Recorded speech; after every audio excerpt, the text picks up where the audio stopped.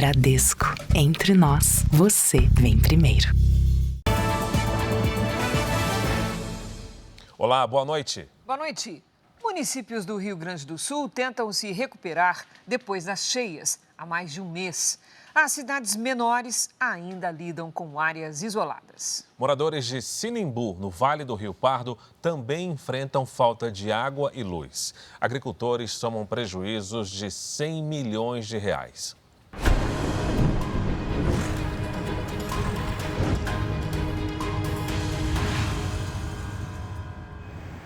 A água que agora corre calmamente na cidade de Sinimbu nem parece ser do mesmo rio que aparece nestas imagens. O Rio Pardinho transbordou em 30 de abril, logo no início das cheias que devastaram o Rio Grande do Sul e afetaram quase 2 milhões e 400 mil pessoas. Desde então, o município no Vale do Rio Pardo, com pouco mais de 8 mil habitantes, luta para se reerguer. Todo o comércio ficou fechado por quase 20 dias. Muitos não vão reabrir. Nesta fábrica de calçados, a água passou dos 2 metros de altura. 60 mil pares de sapatos foram perdidos. Sozinho a gente não ia conseguir, talvez a gente não estivesse trabalhando de novo. Mas com a ajuda dos voluntários, do Exército, a gente teve muita ajuda e do nosso pessoal aqui da fábrica mesmo, né? 20 pontes no município foram destruídas ou correm risco de desabar. Sem acessos 36 dias após a cheia do rio, comunidades permanecem praticamente isoladas. Caminhões e máquinas pesadas para a reconstrução de estradas não conseguem chegar. Pedestres usam passarelas montadas pelo Exército. Botando o colete, bem tranquilo para passar. Pelo menos o pessoal tem acesso de um lado para o outro, facilita bastante os moradores aqui. 80% dos moradores de Sinimbu vivem na área rural, onde as perdas chegam a 100 milhões de reais. Plantações de tabaco e soja foram destruídas, o que pode comprometer a safra do ano que vem.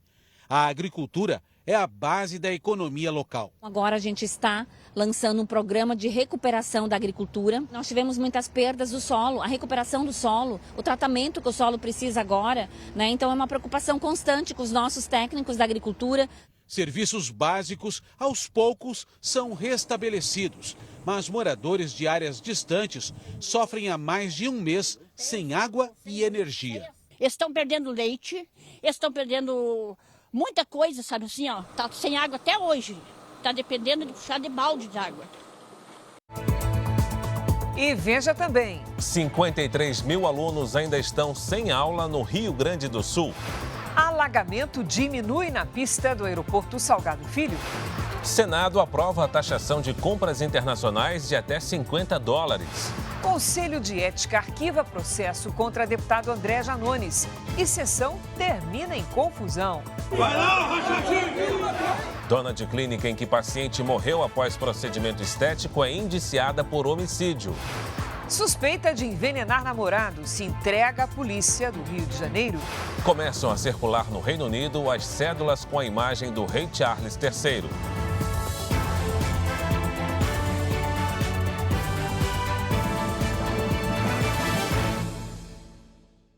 Oferecimento: Bradesco, eleito o melhor banco para investir.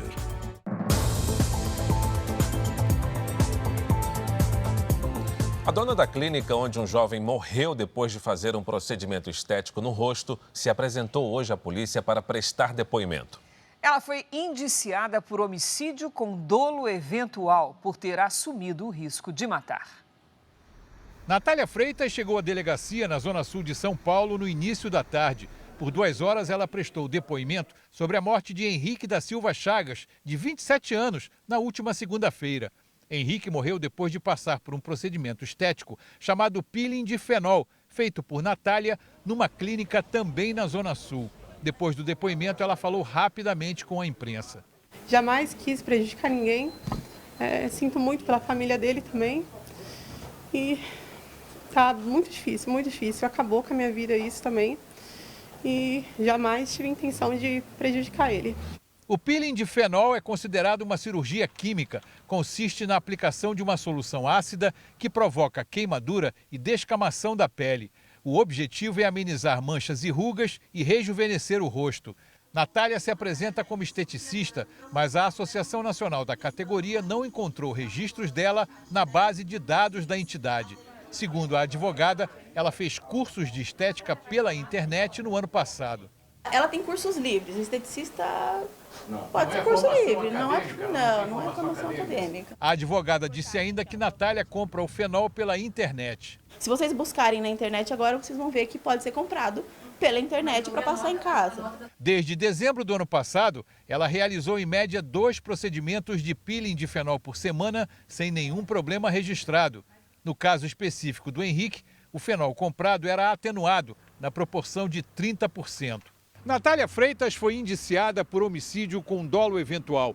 O delegado que investiga o caso afirma que ela assumiu o risco de produzir a morte porque, com base numa lei federal, procedimentos invasivos, como o peeling de fenol, não podem ser realizados sem a presença de um médico. Ao que parece, tudo indica que a gente pôde ver que houve sim uma invasão, né, uma penetração da substância na vítima e que ocasionou a sua morte. Henrique morreu ainda na sala onde o procedimento foi realizado. A causa da morte foi registrada como indeterminada e a polícia aguarda o resultado de exames complementares. O enterro será em Pirassununga, no interior do estado, onde o empresário morava.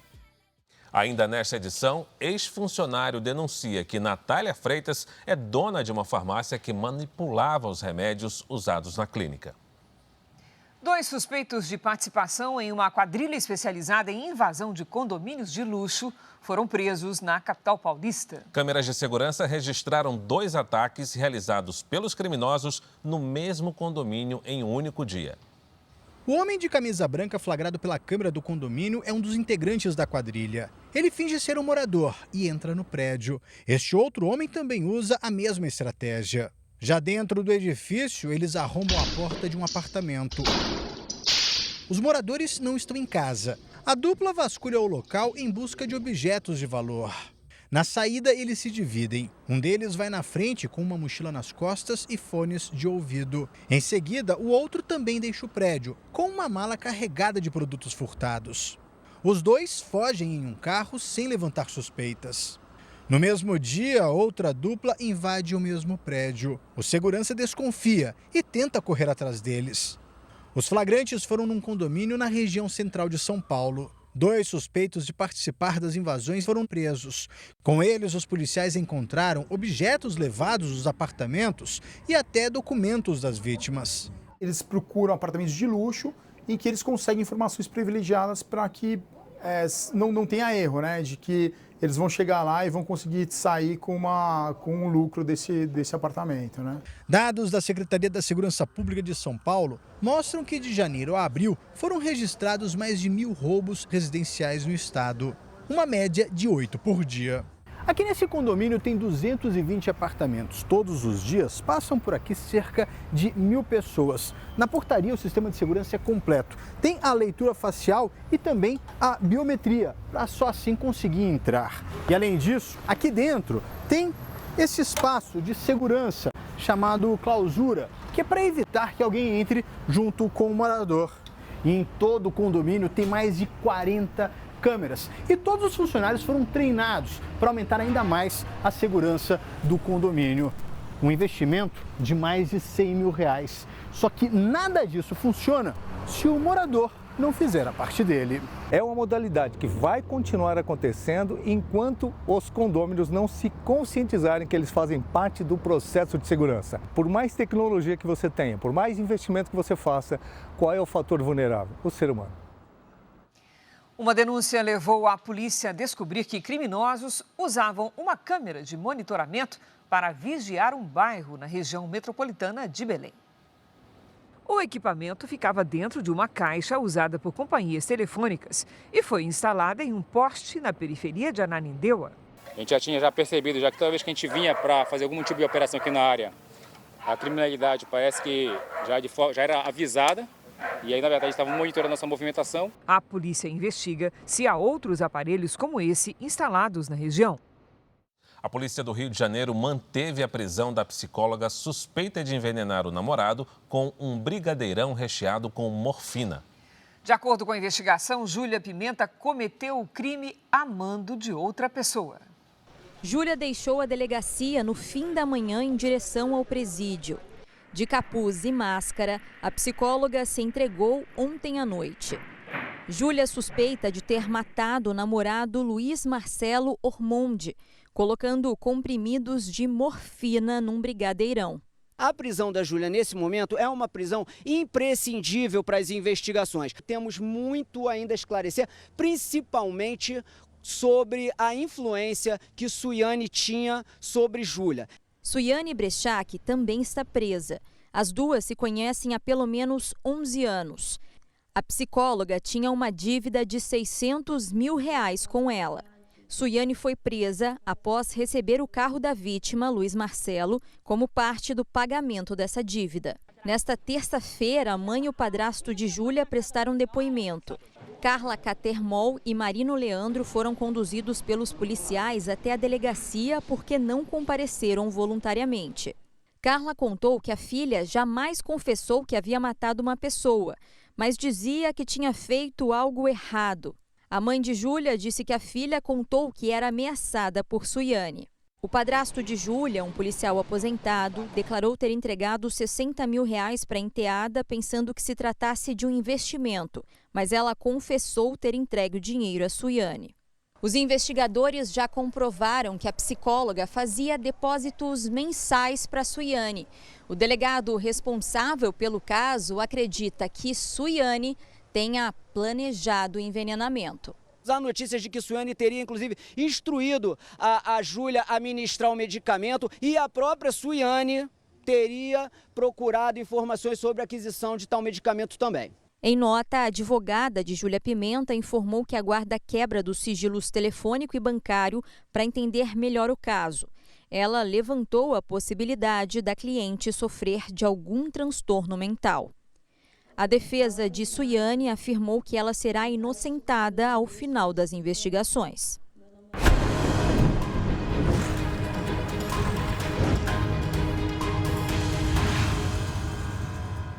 Porto Alegre, aos poucos, volta à normalidade. O primeiro corredor humanitário, criado para a circulação de veículos, foi removido hoje e a água baixou nas pistas do aeroporto Salgado Filho. Este é um dos 3 corredores humanitários construídos no auge das enchentes. O trecho, que foi desativado, servia como alternativa para sair da capital gaúcha pelo centro histórico. Como as ruas secaram, o fluxo de veículos voltou ao normal. A estrutura ficava no entorno da rodoviária, que vai ter as operações retomadas na sexta-feira. Apesar da maior parte da capital estar finalmente secando, ainda há bairros alagados, como no Sarandi, Zona Norte. Hoje, mais 2 bombas de drenagem da Sabesp, a Companhia de Saneamento Básico de São Paulo, foram instaladas para tentar tirar toda essa água das ruas. O bairro agora tem 5 bombas assim. Outras 3 estão ligadas na região do Aeroporto Internacional Salgado Filho, onde a água baixou bastante e as pistas estão bem mais secas do que no mês passado. Ainda assim, a reabertura só deve acontecer em dezembro. Em Canoas, onde voos domésticos acontecem na base aérea, a água chegou a atingir 2 metros no pronto-socorro do município. O hospital passa por uma vistoria técnica para avaliar a retomada dos atendimentos. Na Central de Abastecimento do Rio Grande do Sul, a CEASA, caminhões estão lotados de produtos perdidos na enchente. A limpeza do local começou somente ontem. As atividades são mantidas temporariamente em Gravataí, na região metropolitana de Porto Alegre. Hora de conversar com a Lidiane Sayuri. Oi, Lid, boa noite. vai predominando o tempo firme a partir de quinta, Lid? Olha, a gente segue com tempo firme e quente em boa parte do país, sim. Cris, boa noite para você, boa noite, Fara, boa noite a todos que nos acompanham. Nos próximos dias, um novo bloqueio atmosférico se instala no Brasil. É uma espécie de muro que impede a chegada de novas frentes frias e deixa o tempo quente e seco em boa parte do centro-sul do país. As temperaturas ficam acima da média em toda a área destacada até pelo menos o dia 14 de junho. Esse período é conhecido como veranico. Neste momento, pelas imagens de satélite, chove em todos os pontos coloridos. Amanhã, a circulação de ventos úmidos provoca chuva forte sobre o litoral da região Nordeste e da região Norte. A maior quantidade de água deve cair sobre Recife e Boa Vista. Tem alerta de temporal e ventanias de até 50 km por hora. Na área clara do mapa, quinta-feira ensolarada e com baixa umidade do ar. No giro pelo Brasil, faz até 25 graus em Porto Alegre. No Rio de Janeiro, máxima de 27. Cuiabá será a capital mais quente, com 36 graus. Em Salvador, faz 29, em Belém, 32 e até 33 em Rio Branco. Em São Paulo, os próximos dias serão bem parecidos, com amanhecer ainda frio, com 13, 14 graus, neblina e aí à tarde o sol aparece e esquenta mais. Na quinta, máxima de 25 graus. Na sexta, faz 26, no sábado e no domingo, até 27. Cris, Fara. Valeu, Lid. Obrigado, Lid. Veja ainda hoje, jovem que estava desaparecido é resgatado depois de passar 4 dias dentro de um poço na Grande São Paulo. Congressistas e pessoas próximas a Joe Biden revelam preocupação com a saúde mental do presidente americano.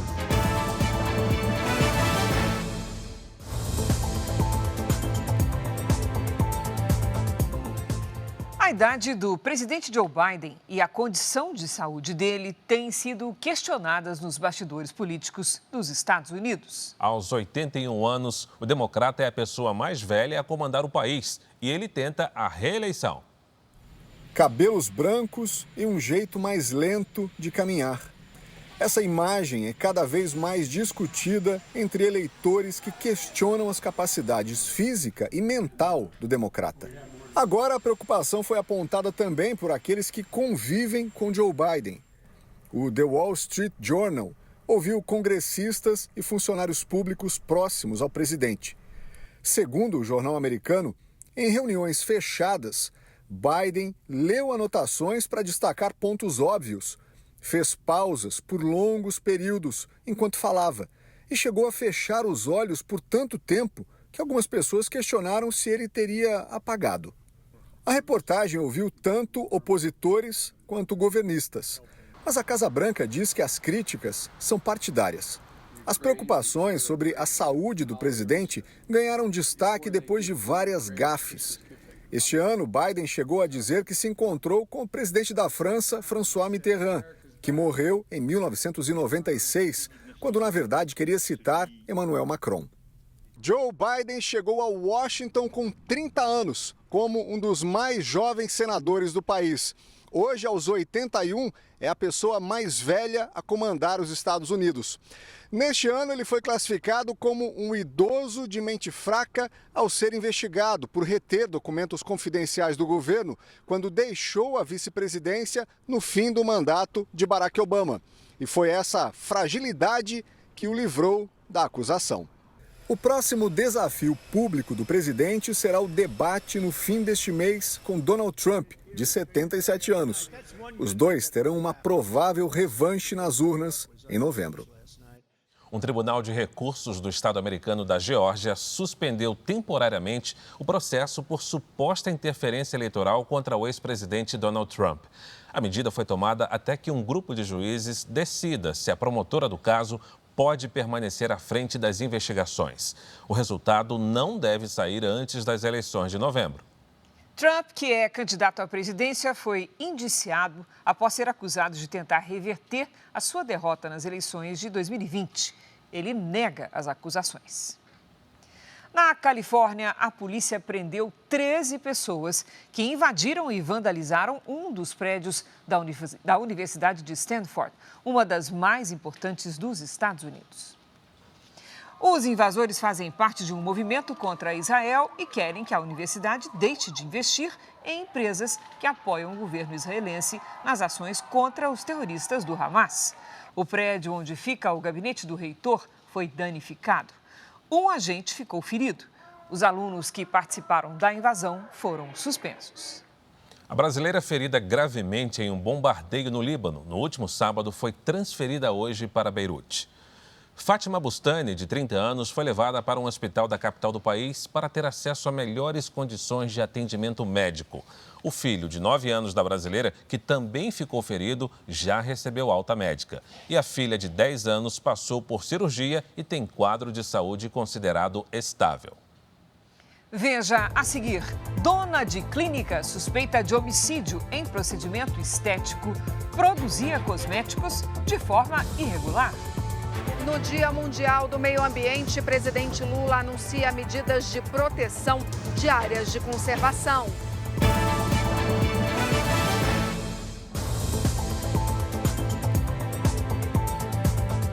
Um jovem com autismo passou 4 dias no fundo de um poço de 15 metros de profundidade. Ele foi resgatado por guardas municipais em Santo André, na Grande São Paulo. As imagens registradas por celular mostram Jefferson Gabriel, de 19 anos, no momento em que foi encontrado no fundo de um poço hoje de manhã. Jefferson recebeu água enquanto bombeiros e agentes da Guarda Municipal se preparavam para retirá-lo.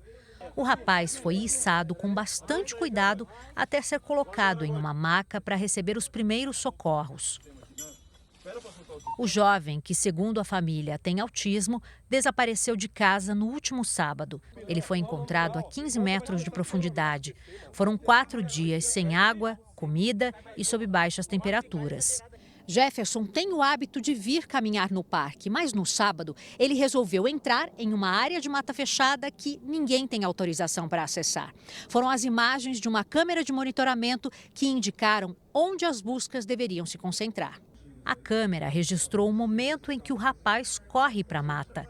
Foi o ponto de partida para os guardas municipais que encontraram o Jefferson. É um local onde tem muita erosão devido a uma queda de água ali quando chove, então causa alguns buracos. A gente escutou alguns pedidos de socorro bem abafado. Jefferson foi levado ao hospital com uma fratura na perna e está fora de perigo. O resgate do jovem pôs fim à angústia da família. Me encontrou, até chorou, pediu desculpa, mas eu falei: Jefferson, fica tranquilo, que agora você está... É um alívio, né? Um alívio. Um novo nascimento. Tem que comemorar 2 nascimentos, porque é um milagre. Devagar, devagar. No Rio de Janeiro, a polícia investiga a morte de um menino de 4 anos depois de uma festa de aniversário. O corpo foi encontrado ao lado de uma piscina. Parentes e amigos acompanharam a remoção do corpo do menino. Kaique Gabriel Lima, de 4 anos, foi encontrado na borda da piscina de um salão de festas de uma comunidade na zona oeste do Rio. Ele estava desaparecido desde a noite de segunda-feira. Ele e a mãe tinham ido a um aniversário no local. A última vez em que foi visto, o menino brincava com outras crianças. Quando foi umas 10 e pouca, meu filho já tinha sumido, eu fiquei procurando, não achei meu filho. Mas o meu filho tinha ido para casa de alguém na minha concepção. O salão de festas foi periciado. Os familiares acreditam que a casa tenha sido invadida durante o aniversário e o garoto levado sem que ninguém percebesse. Segundo o pai, o proprietário do salão notou marcas que podem servir de pistas. Atrás do salão tem um murinho embaixo que tem umas marcas de pé, meio amassado, que parecia ser recente. Então foi por ali tudo o que aconteceu. O pai conta que as buscas foram feitas inclusive na piscina que estava com a água turva e não havia sinais da criança. Entraram 3, 4 vezes aí, vasculharam o salão, passaram o aspirador na piscina e não tinha nada. A Polícia Civil investiga o caso. Parentes e convidados da festa estão sendo ouvidos para ajudar a esclarecer o que pode ter acontecido com Kaique. O laudo do Instituto Médico Legal apontou como causa da morte broncoaspiração. A gente está apurando aí as circunstâncias desse afogamento, né? Se eventual negligência, tanto dos familiares como do próprio responsável pelo salão de festas, né? Ou se algum outro tipo de conduta levou aquela criança ali a sofrer esse quadro de asfixia em razão do afogamento. Exclusivo. A empresária é conhecida como Natália Becker, dona da clínica onde um paciente morreu ao fazer um tratamento estético, também é sócia de uma farmácia de manipulação. Nessa empresa, ela fabrica os produtos vendidos na clínica e pela internet. Natália não tem formação em farmácia, mas seria uma das responsáveis pela elaboração das fórmulas. Natália e o marido também são donos de uma farmácia de manipulação na zona sul de São Paulo. O local fica a 3 quilômetros da clínica de estética. Este ex-funcionário, que prefere não se identificar, diz que boa parte da linha de produção de cosméticos na farmácia era destinada à clínica e à loja virtual de Natália. Eu praticamente passei um dia inteiro invasando produtos só para enviar para a clínica. Na empresa, fomos recebidos por um homem e por uma das principais colaboradoras, Lídia da Silva, que manipula as fórmulas. Ela diz que é responsável, ao lado de Natália, pela elaboração dos produtos vendidos na clínica. Nem Natália, nem Lídia têm formação em química ou farmácia. A Natália criou as fórmulas cosméticas. Ela estuda sobre um ativo, me passa o ativo, a gente vai estudando e juntas criando, junto com outras pessoas envolvidas. Em um site de reclamações, pacientes dizem que os produtos comprados na clínica pioraram as manchas no rosto. O Jornal da Record teve acesso com exclusividade a um áudio de uma reunião entre Jorge e funcionárias da farmácia de manipulação em setembro do ano passado.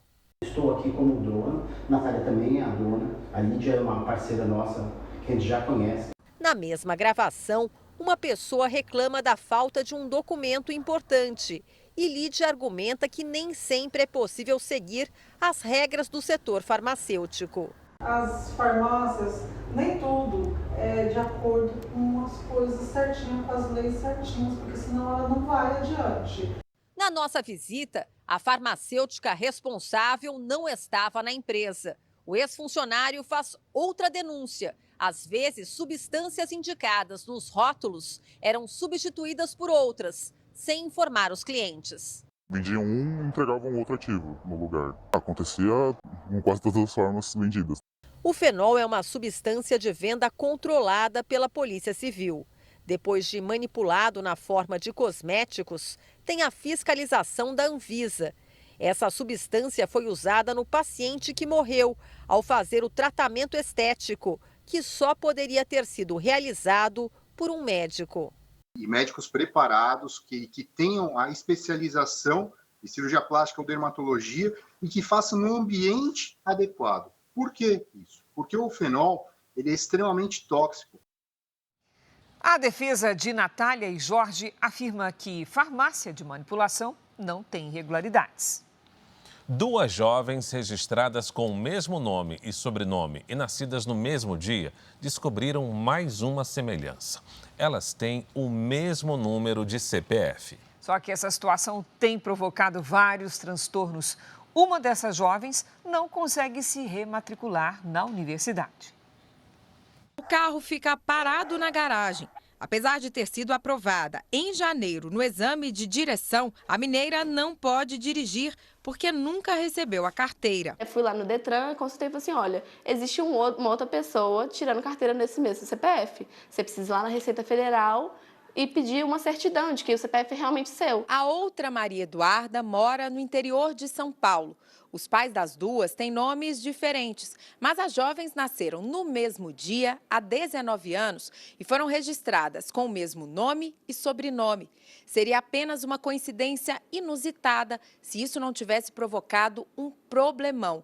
A Receita Federal inscreveu as jovens sob o mesmo número de CPF, o cadastro de pessoa física. O documento tem 11 dígitos e o número deve ser diferente para cada cidadão. Apenas uma decisão judicial é capaz de mudar isso. Fazer com que a União seja compelida, obrigada a fornecer um novo CPF para essa pessoa, que ela também seja obrigada a ressarcir todos os danos e todos os gastos que essa pessoa teve em razão dessa falha. A mãe da Maria Eduarda, que mora em Minas Gerais, conseguiu entrar em contato com a mãe da Maria Eduarda, que vive em São Paulo. Quando eu liguei para ela, ela ficou meio apreensiva, com medo, né, de ser algum golpe.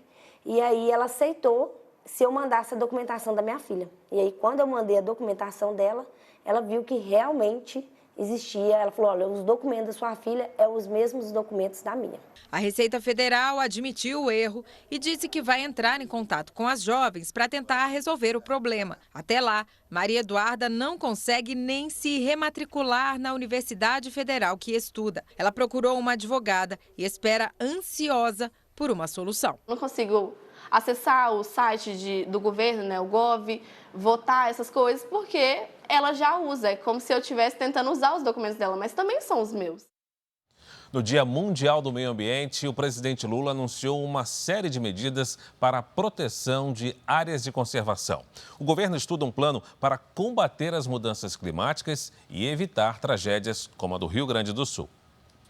O presidente Lula assinou ao lado da ministra do Meio Ambiente, Marina Silva, decretos de criação de reservas e de áreas de conservação. Também autorizou a nomeação de quase 100 analistas para o Ministério do Meio Ambiente e participou da assinatura de pactos ambientais. Segundo Marina Silva, a pasta trabalha em um plano nacional para a prevenção de eventos climáticos e estuda uma maneira de decretar situação de emergência climática em quase 2.000 municípios considerados vulneráveis a tragédias ambientais. Lula afirmou que é preciso levar a sério as questões do meio ambiente. Você sabe disso, tem muita gente que acha, sabe, isso aqui era preciso passar uma motosserra aí e acabar com essa floresta para plantar qualquer coisa. Quando hoje está claro que manter uma floresta em pé e bem cuidada, ela pode ser tão rentável para o Estado e para os povos que moram na floresta do que qualquer outro investimento. O governador do Rio Grande do Sul tentava desde segunda-feira um espaço na agenda do presidente Lula.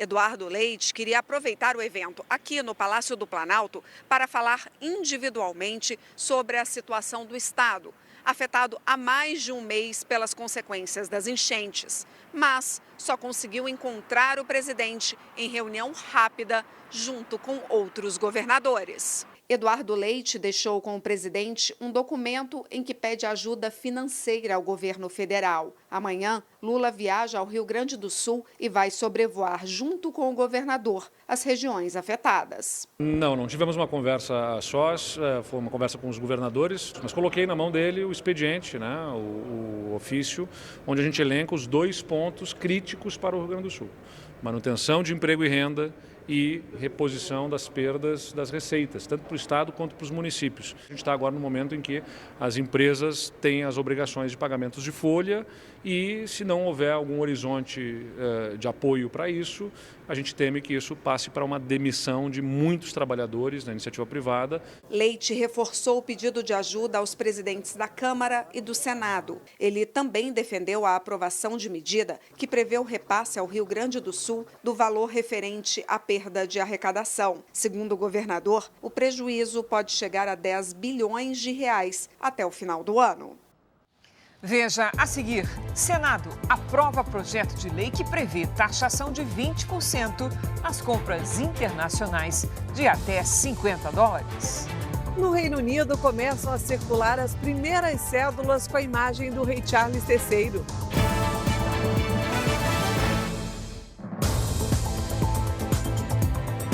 O Senado aprovou o projeto de lei que prevê a taxação das compras internacionais de até $50. Ariane Bittencourt tem os detalhes direto de Brasília. Olá, Ariane, boa noite.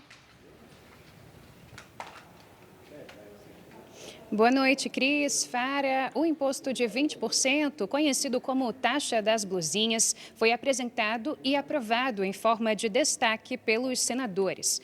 A medida, aprovada na Câmara dos Deputados na semana passada, havia sido retirada do texto original pelo relator do projeto do programa Mover, senador Rodrigo Cunha. Atualmente, compras internacionais de até $50 são taxadas somente pelo ICMS, um imposto estadual com alíquota de de 17%. Por isso, esses produtos são mais baratos em geral do que os artigos nacionais. A taxação das importações dos produtos de baixo valor foi inserida no projeto do programa Mover, também aprovado pelo Senado e que prevê incentivos fiscais para as empresas que produzirem carros que poluam menos. Como o texto foi alterado aqui no Senado, ele deverá ser novamente analisado pelos deputados federais antes de seguir para a sanção ou veto do presidente Lula. Cris, Fara. Obrigada, Ariane. O dólar encerrou o dia em alta de 0,23%, cotado a R$ 5,29. Esse é o maior valor desde janeiro do ano passado. Já o principal índice da Bolsa de Valores de São Paulo caiu 0,32%, fechando acima dos 121 mil pontos. As incertezas sobre os juros nos Estados Unidos influenciaram os negócios no Brasil. Bate-boca, empurra-empurra e ameaças de agressão. Terminou em confusão generalizada a sessão do Conselho de Ética da Câmara, que arquivou a denúncia por suposta prática de rachadinha contra o deputado André Janones. O bate-boca começou logo depois do Conselho de Ética arquivar o pedido de cassação do mandato do deputado André Janones, do Avante de Minas Gerais. Parlamentares de oposição protestaram. Em meio ao empurra-empurra, o deputado Zé Trovão precisou ser contido pelos seguranças. André Janones e o deputado Nicolas Ferreira continuaram trocando insultos nos corredores da Câmara. O Conselho de Ética arquivou o processo em que o deputado André Janones era acusado de ficar com parte dos salários dos servidores, num suposto esquema de rachadinha. Os integrantes do Conselho arquivaram o caso por 12 votos a 5. O relatório que pedia o arquivamento do processo é do deputado Guilherme Boulos. Em 2019, Janones foi gravado supostamente pedindo dinheiro para diminuir o prejuízo financeiro que teve durante a campanha eleitoral para a Prefeitura de Ituiutaba, em Minas Gerais, em 2016. Tem algumas pessoas aqui que eu ainda vou conversar em particular depois, que vão receber um pouco de salário a mais e elas vão me ajudar a pagar as contas que ficou da minha campanha de prefeito, porque eu vivo de R$675 mil na campanha. Elas vão ganhar mais para isso. Mesmo arquivado na Câmara, o suposto caso de rachadinha continua sendo investigado pela Polícia Federal. Começaram a circular hoje no Reino Unido as notas com a imagem do rei Charles III. É a primeira vez que o país altera a imagem de um monarca nas cédulas. A cédula traz um rei mais jovem. A foto é de 2013, quando Charles ainda era príncipe. Agora, quase 2 anos depois da morte da rainha Elizabeth II, as novas notas entraram em circulação. E teve fila na porta do banco para ter em mãos a novidade. Juliana trabalha no mercado financeiro. Conseguiu as notas de 10 e 20 libras. O escritório, claro, parou para ver. E a senhora que trabalha comigo, inglesa, né, apaixonada pela monarquia, gritou, todo mundo do escritório desceu, né? A gente tem o 2º andar, todo mundo desceu, ninguém mais queria juntar essas notas com as antigas, então a gente separou, elas passaram um dia isoladas. Há também novas notas de 5 e 50 libras. As novas cédulas vão substituir aos poucos as que estão danificadas. Isso significa que as notas com a imagem da Rainha Elizabeth II vão continuar a circular. Segundo o Banco da Inglaterra, para minimizar os impactos ambientais e financeiros da mudança, seguindo orientações da Casa Real. O britânico Mark acha justo que as notas com a rainha que mais tempo ocupou o trono continuem em circulação. Ele está bem na foto, mas nada se compara à nossa rainha. Ela está para sempre nos nossos corações, diz Mark. Ainda em tratamento contra o câncer, o rei hoje preferiu não pensar em dinheiro. Estava no sul da Inglaterra com a esposa e o filho em um evento de comemoração aos 80 anos do dia D, que marca o declínio dos nazistas na Segunda Guerra Mundial.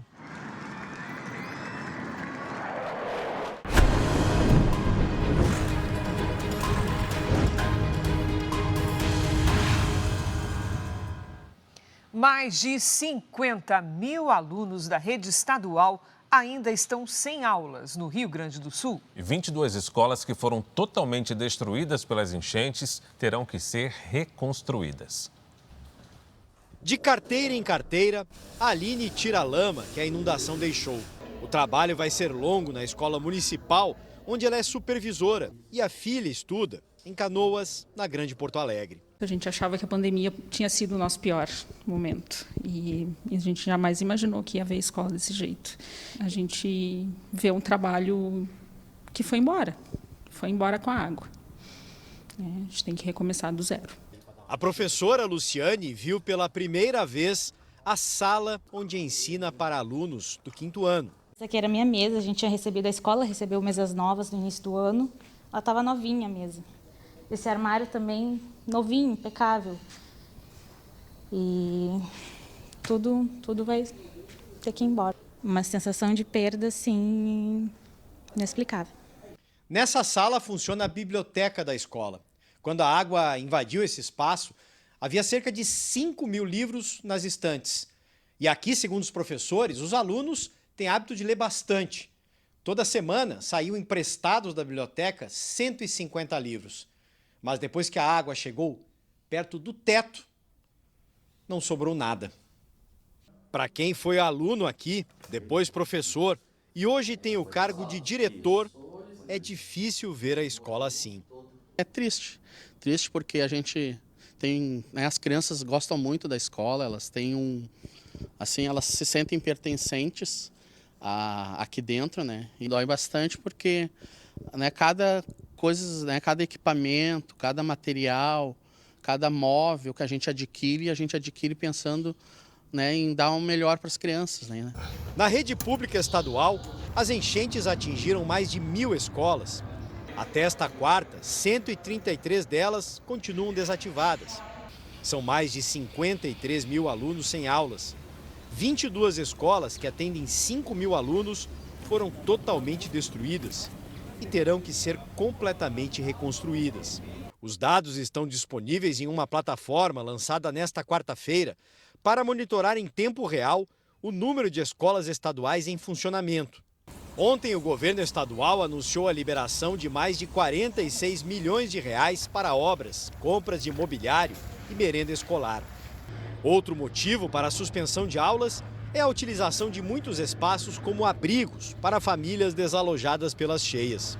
São 31 locais que deixaram de ser usados pela educação para se tornarem alojamentos. Aqui, ginásio e todas as salas são usadas para o acolhimento das famílias que vieram de outro bairro. Entre desalojados, muitas crianças há 1 mês sem aulas. Como é que eles vão fazer agora com esse tempo perdido com eles, né? Eles ficam assim meio ansiosos, né, com essa parte de não poder ir para a escola. Vai demorar para a rotina voltar ao normal em muitas escolas. O diretor Pedro só pensa em ver essas salas novamente cheias de vida, onde cada peça é importante. Escola sem criança, sem aluno não é escola, né? Então a gente precisa deles aqui dentro. A gente quer eles aqui correndo no pátio, né? Brincando na hora do recreio, pulando, sabe? Isso é o que dá vida para a escola, né? A campanha da Universal para ajudar as vítimas das enchentes no Rio Grande do Sul já distribuiu mais de 467 toneladas de alimentos. 48 carretas lotadas de donativos já foram entregues às vítimas das enchentes. Até agora, a campanha SOS Rio Grande do Sul já arrecadou mais de 467 toneladas de alimentos, 1.100.000 garrafas d'água, além de medicamentos e roupas. E você também pode se juntar a essa corrente solidária com uma doação de qualquer valor. A chave Pix do Unisocial é social@universal.org. O valor da doação será revertido em suprimentos para as famílias atingidas. O governo do Rio Grande do Sul também recebe doações. A chave Pix é o CNPJ 92 958 800 1000 ao contrário 38. Segundo as autoridades, os recursos serão direcionados às vítimas das cheias. O Ministério Público de São Paulo vai recorrer do habeas corpus que garantiu liberdade aos dirigentes de uma empresa de ônibus acusados de lavar dinheiro do crime organizado. A decisão do Tribunal de Justiça de São Paulo garante liberdade ao dono da empresa de ônibus Transwolf, Luiz Carlos Efigênio Pacheco, conhecido como Pandora, e ao dirigente da empresa, Robson Flores Lopes Pontes. Eles são acusados de fazer parte de um esquema que lavava dinheiro da facção criminosa PCC e foram presos na Operação Fim da Linha em abril desse ano. A investigação do Ministério Público concluiu que a Transwolf lavou entre 2008 e 2023 cerca de 54 milhões de reais do crime, com origem principalmente no tráfico de drogas. Os dirigentes da Transwolf já se tornaram réus na justiça. Eles respondem por lavagem de dinheiro, associação criminosa, extorsão e apropriação indébita, mas agora se beneficiaram de um habeas corpus. O processo tramita em segredo de justiça, mas o Ministério Público já confirmou que vai recorrer da decisão. Dirigentes da empresa de ônibus UpBus também são acusados de participar do esquema. As duas empresas transportam 700 mil passageiros por dia na capital paulista. E na época da Operação Fim da Linha sofreram intervenção da Prefeitura. 2 acionistas da UpBus, integrantes do PCC, Silvio Luiz Ferreiro Cebola e Décio Gouveia Luiz, tiveram a prisão preventiva decretada, mas seguem foragidos. O Superior Tribunal de Justiça decidiu que Ricardo Falco também deve cumprir pena por estupro no Brasil. Ele é amigo do ex-jogador Robinho, que foi preso em março. O STJ homologou a decisão da Justiça italiana, que havia condenado Falco a 9 anos de prisão por estuprar uma jovem em Milão. A defesa dele afirmou que vai recorrer. Um carro caiu de uma altura de 20 metros nas falésias da praia de Pipa, no Rio Grande do Norte. A motorista de 40 anos foi levada ao hospital e não corre risco de morrer. Torcedores fizeram hoje um protesto na frente do centro de treinamentos do Vasco, no Rio de Janeiro. Jogadores e o presidente Pedrinho foram cobrados. A manifestação acontece depois da derrota do Vasco por 6-1 para o Flamengo pelo Brasileirão.